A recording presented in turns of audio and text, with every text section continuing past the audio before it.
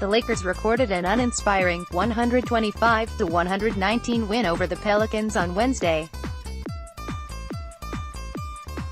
LeBron James rebounded from a dismal finish in Memphis, closing against New Orleans with a key and one, a critical stop, and a big-time three down the stretch. It was a much-needed win for LA, which needs all the victories it can get. LeBron also needed a reprieve from a growing chorus of criticism. The bigger takeaway from Wednesday night, however, was that the entire contest felt like a farce. For some reason, the Anthony Davis trade saga is playing out more mind-numbingly than maybe any trade demand before. Even the Minnesota Timberwolves, who fired their coach, President Tom Thibodeau, after the Jimmy Butler fiasco, somehow managed to handle themselves better. Davis was great when he played Wednesday, scoring 22 points in 21 minutes. But in a tight game, he was firmly planted on the bench during the decisive minutes, watching his overmatched teammates trying to overcome a desperate Lakers team. The sight of Davis reacting to James's last three was absurd, and at this point, the NBA deserves more blame than AD or the Pelicans. It's the league that's forcing New Orleans to keep Davis active and on the court. The result is something even worse than tanking.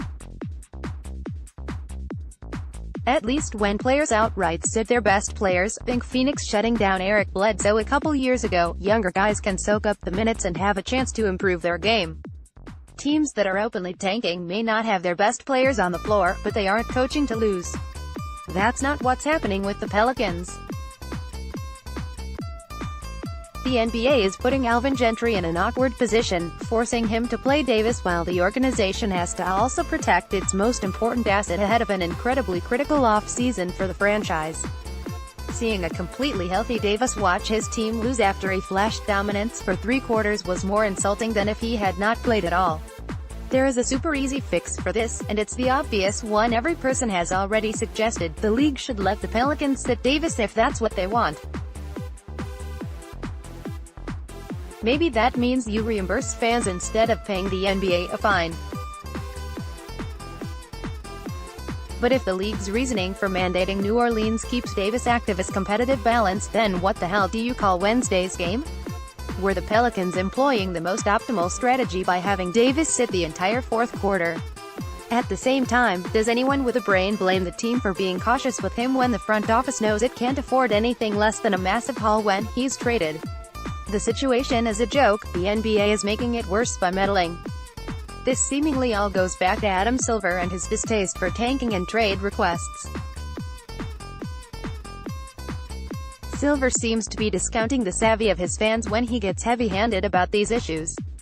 The Sixers blatantly tanked for years and the fan base was as rabid as ever when the process bore fruit. Are Pelicans fans really going to feel cheated if Davis gets shut down after he gave it his all for 6 seasons? I can't imagine those people felt any less cheated Wednesday when their best player couldn't make an impact in the final moments. This in-between nonsense needs to stop. The Pelicans should either A, try to win games and actually utilize the best player in franchise history during the fourth quarter, or B, be allowed to sit Davis completely and hand the team over to the guys who will actually be a part of the future. As long as the league office inserts itself into the situation, we'll endure more nights like Wednesday, which was embarrassing for everyone involved.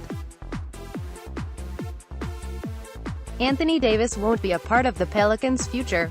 The NBA needs to stop forcing him to be a part of their present.